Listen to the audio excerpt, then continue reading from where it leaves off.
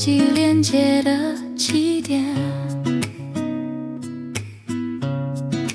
按下暂停键，找个角落，让心灵放个电。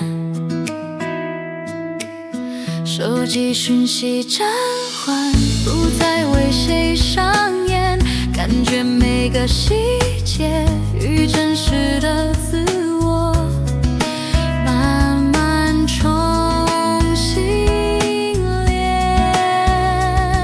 接。